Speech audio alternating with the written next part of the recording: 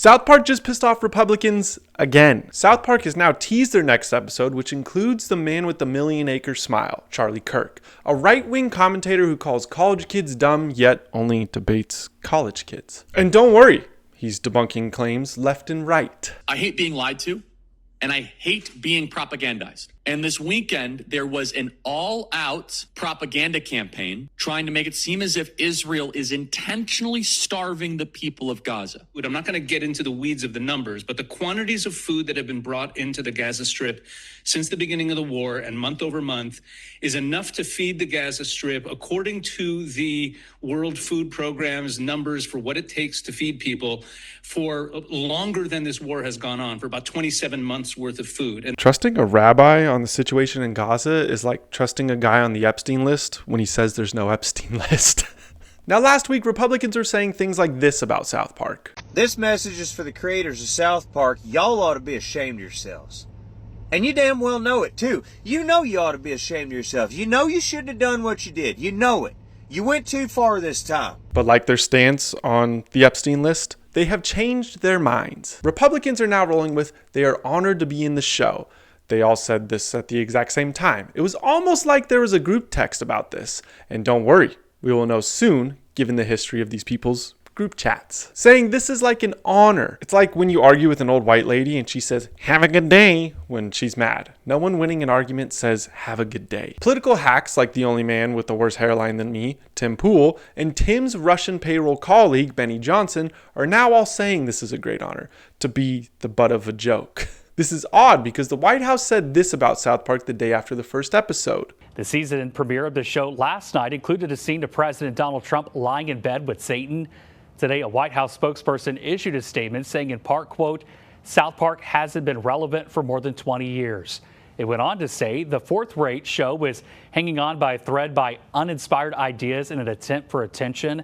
The show's parent company, Paramount, has not issued a response." Which is weird. I thought Trump might like a show about kids. That's a joke. He's the one who said he never had the privilege of going to Epstein's Island. Okay, so don't be mad. After all, you should be honored. Ladies and gentlemen, The Semi-Daily Night Show with Gary TV, your host, Gary. Tonight's ceremonial first pitch. And please welcome the President of the United States.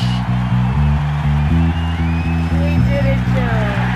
just making sure you're paying attention. Welcome to the Semi-Daily Night Show. I'm your host, Gary. The Epstein situation is getting worse for Trump. Trump has finally said why he stopped talking to Epstein. Epstein has a certain reputation, obviously. I'm just curious, were some of the workers that were taken from you, were some of them young women? Were some of them young women? Well, I don't want to say, but everyone knows the people that were taken. And it was the concept of taking people that work for me is bad. But that story's been pretty well out there. And the answer is yes, they were. Yes, they were young women? What did they do? In the spa. In the spa? Yeah, people that work in the spa. I have a great spa, one of the best spas in the world at Mar-A-Lago. And people were taken out of the spa, hired by him. Wait, did he just plug his spa while denying a relationship with Epstein? And Trump has notoriously said he stopped talking to Epstein was because he was a creep.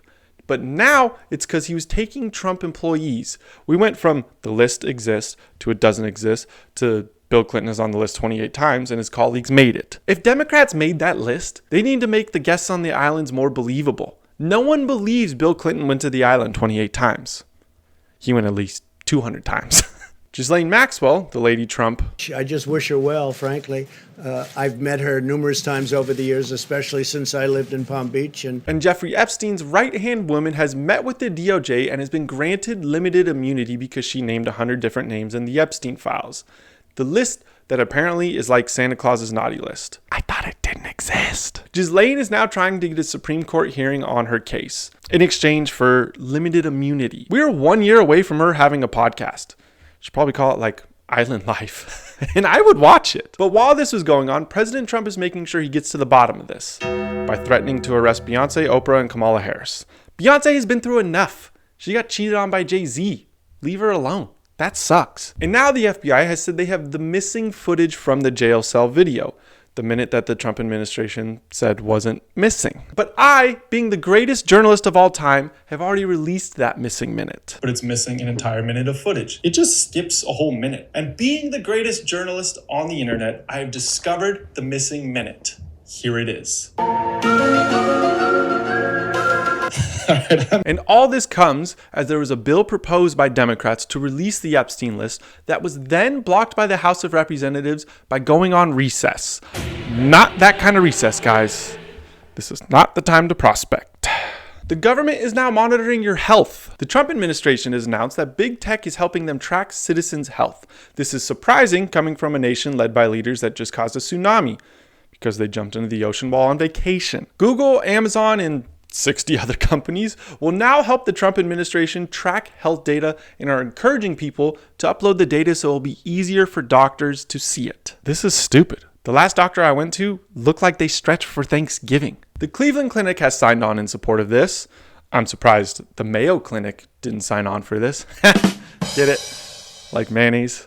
Shut up, America's fat. The plan is to use all this data and tech monitors to help America. But tech monitors aren't really that accurate. I ran 3 miles yesterday and my Whoop said I only burned 300 calories. And if you don't know how inaccurate that is, spare me your opinion on this. This country could probably benefit from sparing themselves every once in a while. The system plans to focus on weight management and diabetes with the help of AI. Yes, some people need AI to tell them to eat less. We're so fucking hooked. Pun intended. I'm sure this is safe, and these tech companies or health insurance companies haven't donated to the Trump administration because now health insurance companies could have access to people's health data and then raise rates on people. That would be such a conflict of interest.